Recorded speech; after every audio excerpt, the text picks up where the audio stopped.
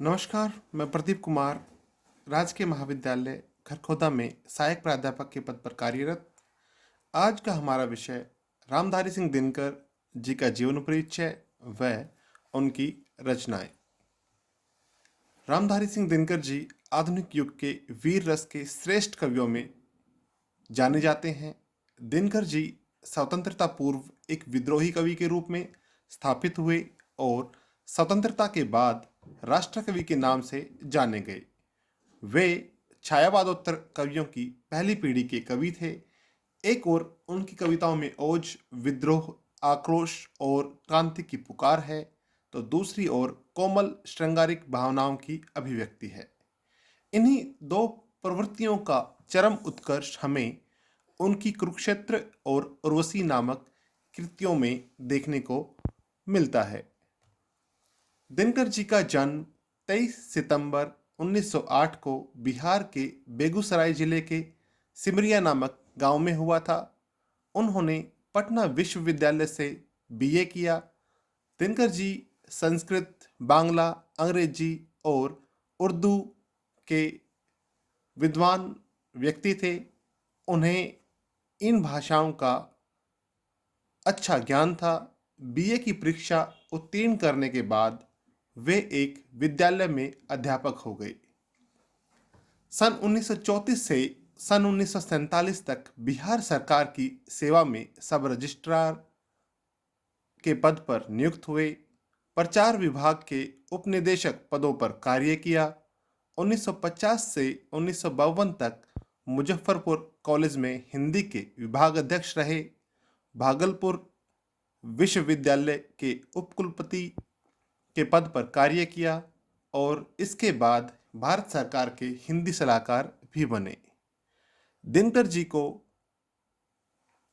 तत्कालीन प्रधानमंत्री जवाहरलाल नेहरू जी ने राज्यसभा का सदस्य भी मनोनीत किया। दिनकर जी को पद्म विभूषण से अलंकृत किया गया। उनकी पुस्तक संस्कृति के 4 अध्याय के लिए दिनकर जी को साहित्य अकादमी पुरस्कार तथा उर्वशी के लिए भारतीय ज्ञानपीठ पुरस्कार प्रदान किया गया। अपनी लेखनी के माध्यम से वह सदा अमर रहेंगे।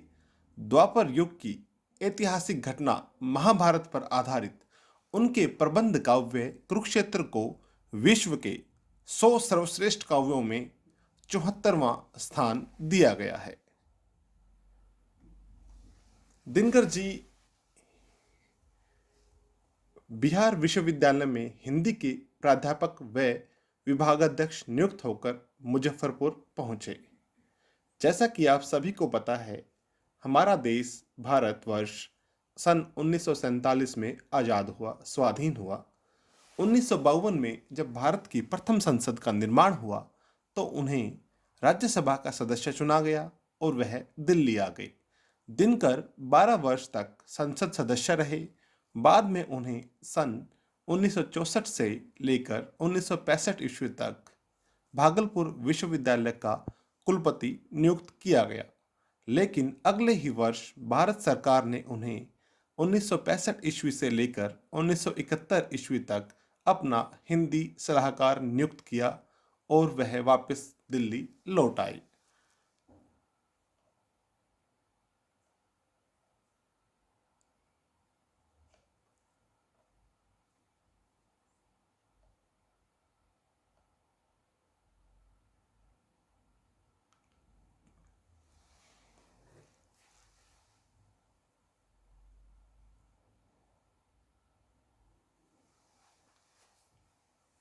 फिर तो ज्वार उमड़ा और रेणुका, हुंकार, रसवंती और द्वंद्व गीत आदि रचनाएं रची गई।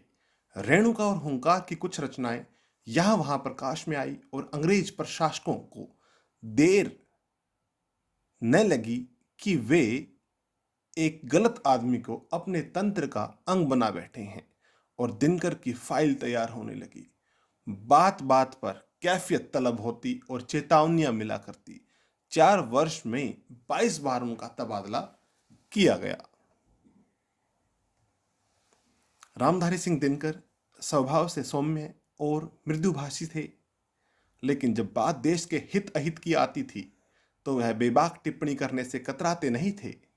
रामधारी सिंह दिनकर ने ये 3 पंक्तियां पंडित जवाहरलाल नेहरू के खिलाफ संसद में सुनाई थी, जिससे देश में भूचाल मच गया था। दिलचस्प बात यह है कि राज्यसभा सदस्य के तौर पर दिनकर का चुनाव पंडित नेहरू ने ही किया था। इसके बावजूद नेहरू की नीतियों की मुखालफत करने से वे कभी भी नहीं चूके।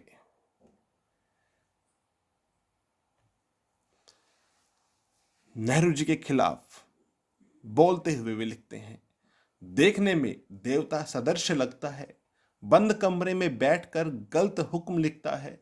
जिस पापी को गुण नहीं गोत्र प्यारा हो, समझो उसी ने हमें मारा है। सन 1962 में चीन से हार के बाद संसद में दिनकर ने इस कविता का पाठ किया, जिससे तत्कालीन प्रधानमंत्री नेहरू का सिर शर्म से झुक गया। यह घटना आज भी भारतीय राजनीति के इतिहास की चुनिंदा क्रांतिकारी घटनाओं में से एक है। फिर वे बताते हैं कि हमें वास्तव में आज कैसे वीरों की आवश्यकता है। वे कहते हैं, रे रोक युधिष्ठिर को, न यहां जाने दे उनको स्वर्ग धीर, फिरा दे हमें गांडीव गदा, लौटा दे अर्जुन भीम वीर। अर्थात वे कहना चाहते हैं, जो युधिष्ठिर स्वर्ग जाने के लिए आतुर हो रहा है, उसको रोकना पड़ेगा, और उसी के साथ साथ उसके भाई अर्जुन और भीम हैं, उनको उनके अपने सर्वप्रिय हथियार वापस लौटा देने होंगे, ताकि वे उन हथियारों की सहायता से दुश्मन का डटकर सामना कर सकें और भारत को भारत का खोया हुआ सम्मान वापस दिला सकें। या ये कहें कि भारतीय युवाओं को, भारतीय वीरों को अर्जुन और भीम की भांति ही अपने देश के लिए लड़ना होगा, उसे मुक्त कराना होगा इन काली जंजीरों से, इस भय से, इस शर्म से मुक्त कराना होगा कि हम चीन से 1962 का 1962 का युद्ध हार गए। इसी प्रकार एक बार तो उन्होंने भरी राज्यसभा में नेहरू की ओर इशारा करते हुए कहा, क्या आपने हिंदी को राष्ट्रभाषा इसलिए बनाया है ताकि 16 करोड़ हिंदी भाषियों को रोज अपशब्द सुनाए जा सकें। यह सुनकर नेहरू सहित सभा में बैठे सभी लोग सन्न रह गए थे। किस्सा 20 जून 1962 का है। उस दिन दिनकर राज्यसभा में खड़े हुए और हिंदी के अपमान को लेकर बहुत सख्त स्वर में बोले। उन्होंने कहा, देश में जब भी हिंदी को लेकर कोई नई बात होती है तो देश के नेतागण ही नहीं बल्कि कथित बुद्धिजीवी भी हिंदी वालों को अपशब्द कहे बिना आगे नहीं बढ़ते। पता नहीं इस परिपाटी का आरंभ किसने किया है, लेकिन मेरा ख्याल है कि इस परिपाटी को प्रेरणा प्रधानमंत्री से मिली है। पता नहीं 13 भाषाओं की क्या किस्मत है कि प्रधानमंत्री ने उनके बारे में कभी कुछ नहीं कहा, किंतु हिंदी के बारे में उन्होंने आज तक कोई अच्छी बात नहीं कही। मैं और मेरा देश पूछना चाहते हैं कि क्या आपने हिंदी को राष्ट्रभाषा इसलिए बनाया था ताकि 16 करोड़ हिंदी भाषियों को रोज अपशब्द सुनाएं? क्या आपको पता भी है कि इसका दुष्परिणाम कितना भयंकर हो गया, भयावह होगा? और वास्तव में हिंदी अपने स्तर को जब प्राप्त नहीं कर रही है तो हम देखते हैं कि किसी भी देश का वास्तविक विकास उसकी मातृभाषा के माध्यम से ही हो सकता है, ना कि अंग्रेजी जैसी थोपी गई भाषा के माध्यम से हम किसी देश का विकास कर सकते हैं। दिनकर जी के हिंदी के विषय में कहे गए वे शब्द आज 100% सही होते हुए प्रतीत हो रहे हैं, क्योंकि भाषाई तौर पर या कहें कि विकास के मायने तभी सही होंगे, तभी सही साबित होंगे जब हमारी अपनी स्वयं की मातृभाषा हिंदी विकसित होगी और हम हिंदी बोलना शर्म की नहीं बल्कि गर्व की बात समझेंगे और अपना भाव प्रकट करते हुए हिंदी की तरफ अपना ध्यान पूरा देंगे। यह सन दिनकर जी के शब्द सुनकर पूरी सभा सन्न रह गई। ठसाठस भरी सभा में भी गहरा सन्नाटा छा गया। यह मुर्दा चुप्पी तोड़ते हुए दिनकर ने फिर कहा, मैं इस सभा खासकर प्रधानमंत्री नेहरू से कहना चाहता हूं कि हिंदी की निंदा करना बंद किया जाए। हिंदी की निंदा से इस देश की आत्मा को गहरी चोट पहुंचती है, क्योंकि इस देश की पहचान हिंदी है। हम हिंदी हैं और हम हिंदी हैं और हम वास्तव में हिंदू तभी कहलाते हैं, हिंदू राष्ट्र हम तभी कहलाते हैं जब हम अपनी मातृभाषा हिंदी का सम्मान करना सीखते हैं।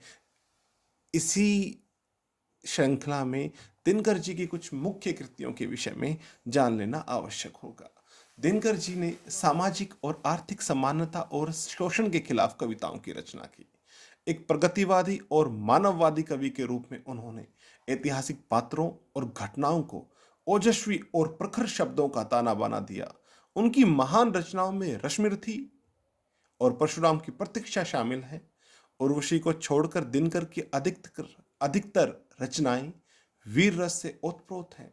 भूषण के बाद उन्हें वीर रस का सर्वश्रेष्ठ कवि माना जाता है और वे राष्ट्र कवि के रूप में प्रसिद्ध हैं। ज्ञानपीठ से सम्मानित उनकी रचना उर्वशी की कहानी मानवीय प्रेम, वासना और संबंधों के इर्द गिर्द घूमती है। उर्वशी स्वर्ग परित्यक्ता एक अप्सरा की कहानी है। वही कुरुक्षेत्र महाभारत के शांति पर्व का कविता रूप है। यह दूसरे विश्व युद्ध के बाद लिखी गई रचना है। वहीं सामधेनी की रचना कवि के सामाजिक चिंतन के अनुरूप हुई है। संस्कृति के 4 अध्याय में दिनकर जी ने कहा है कि सांस्कृतिक, भाषाई और क्षेत्रीय विविधताओं के बावजूद भारत एक देश है, क्योंकि सारी विविधताओं के बाद भी हमारी सोच एक जैसी है। दिनकर जी ने अपनी रचनाओं के माध्यम से, अपनी कृतियों के माध्यम से, अपनी लेखनी के माध्यम से भारत की वास्तविक एकता को और प्रगाढ़ करने का जो जिम्मा उन्होंने उठाया, भारत के ओजस्वी रूप को संसार के समक्ष रखने का जो जिम्मा उन्होंने उठाया, उसमें वह पूर्ण रूप से सफल रहे हैं। और मैं आशा करता हूं, मैं प्रदीप कुमार आशा करता हूं कि आप सभी बच्चों का भी भविष्य निश्चित रूप से सफल हो, सुखद हो और कामनाओं से, इच्छाओं से लबालब ओतप्रोत रहे और आप अपने जीवन में जो भी कुछ प्राप्त करना चाहते हैं वो निश्चित रूप से सदिच्छाओं के साथ आपको प्राप्त हो। इसी के साथ धन्यवाद मेरा। आपका दिन शुभ हो। धन्यवाद।